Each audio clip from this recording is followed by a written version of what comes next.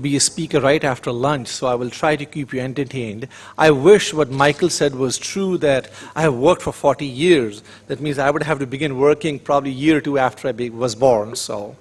But you know, once you turn 40, you're always 40, right, Dr. Garg? You never age after that. So, the topic of my presentation here is to look at petcoke ash as a potential aggregate material for a pavement. I have the privilege and honor of probably the only person on the stage here who is neither a chemical engineer nor a chemist, probably. I am a civil engineer and a proud one. I graduated from PEC Chandigarh and then from IIT Bombay with my master's. In this presentation, our objective is to create an aggregate, which the utility in this case was actually doing one, and our objective was to come at the university to look at what they were doing and then suggest procedures that could further improve the production of this aggregate. The facility we were looking at is a power plant called the Bayshore Power Plant, which is owned by a utility called First Energy. It is on the Great Lakes in Ohio, the US, where I'm from, the state. I teach at Ohio State University. The fuel that was used at this particular plant came from a petroleum refinery that is next to the power plant itself, and the source was high sulfur and low ash petcoke. So that's what was used at the plant.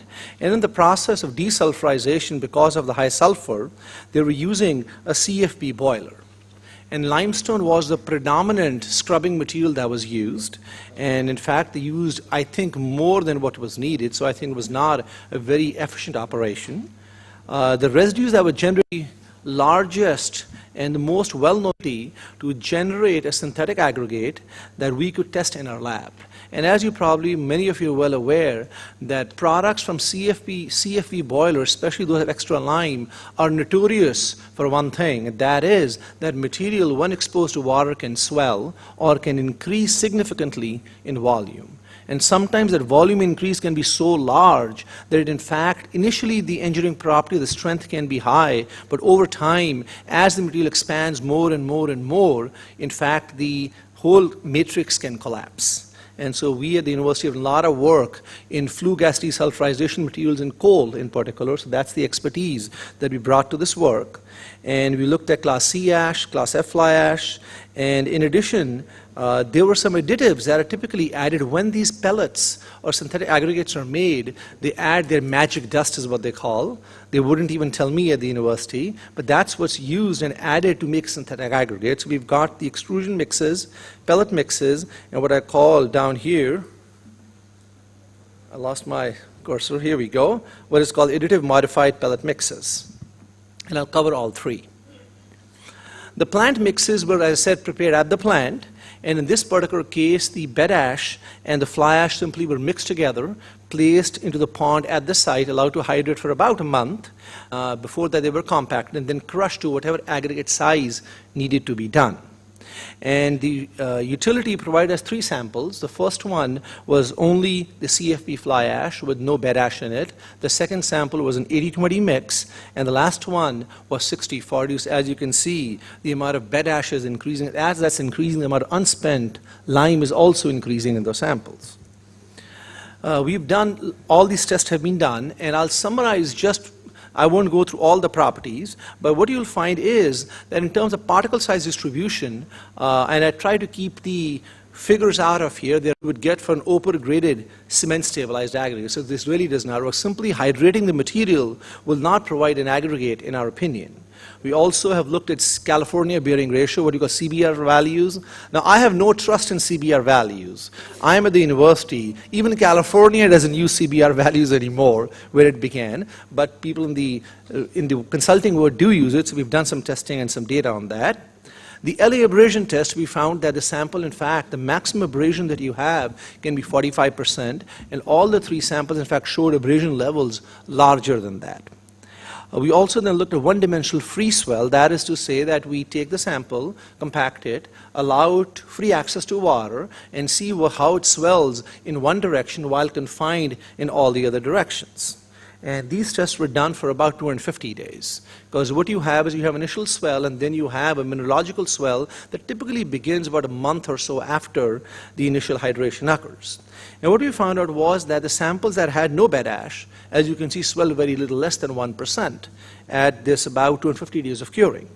The 20% CFB bed ash sample was about 1.5%, what we'd expect in soils and other materials.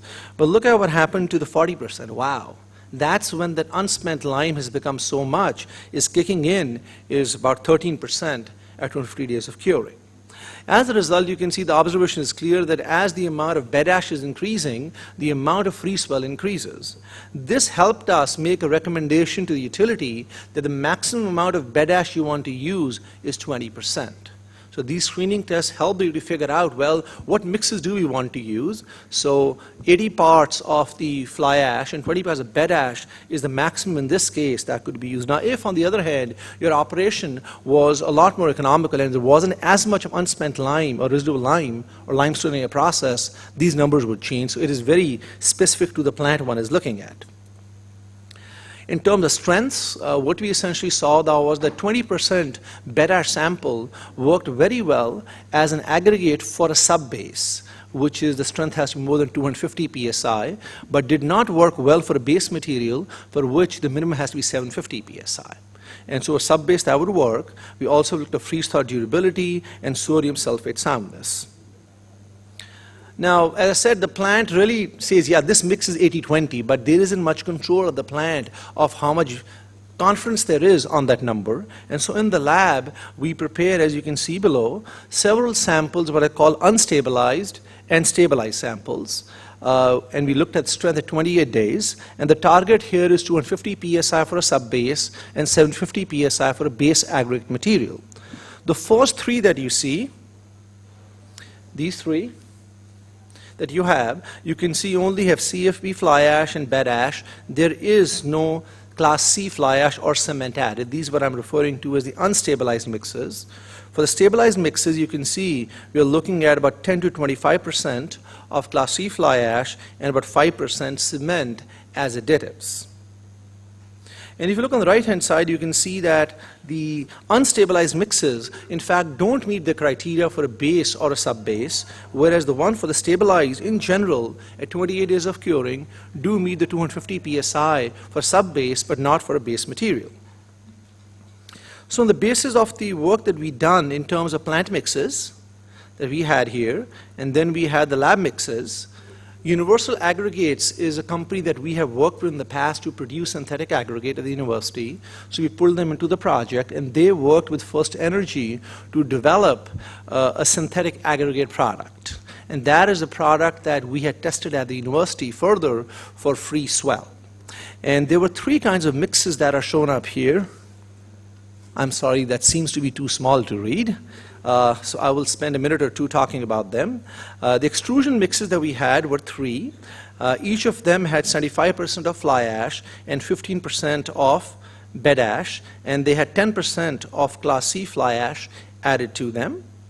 The pellet mixes, which were pelletized, and all these three mixes were prepared at a bench scale facility where there is currently synthetic aggregates being produced from fly ash in Virginia.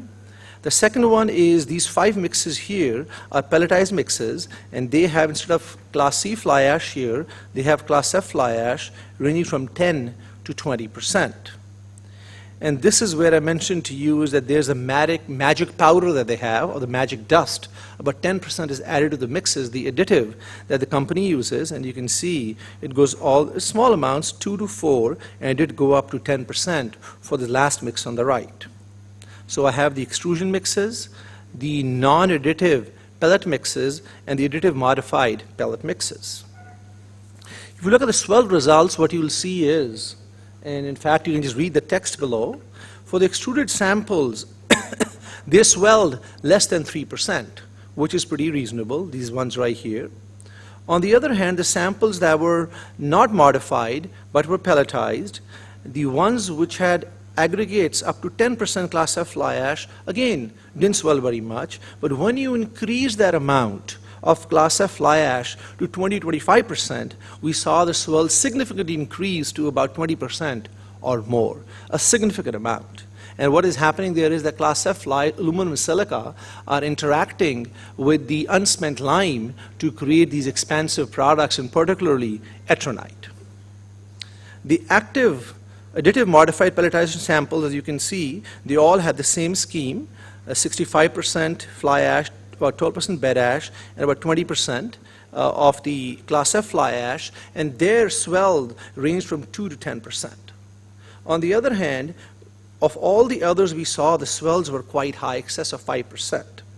So utility, our input back to the aggregate company was these mix needed to be further refined and reviewed. The mixes produced by the universal aggregates essentially work for all criteria except swell. And so they did a further test that was done on 2 extrusion and additional 2 disc pellet runs, which are also shown here. The first 2, as you can see, are extruded with Class C and Class F fly ash, and then the disc pellets are with Class C and Class F. And both had 10% of the additive that was added to it. And now if you look at the swell, you can see on the right-hand side that the extrusion samples, which are to the extreme right, these 2, had very low amounts of swell, whereas the samples that were pelletized, these 2, whether it's Class F or C fly ash, both had value that was much larger.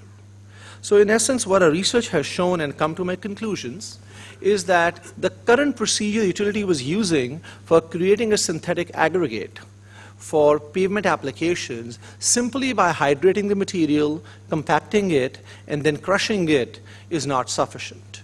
Our recommendation to the utility was that they could use this material on site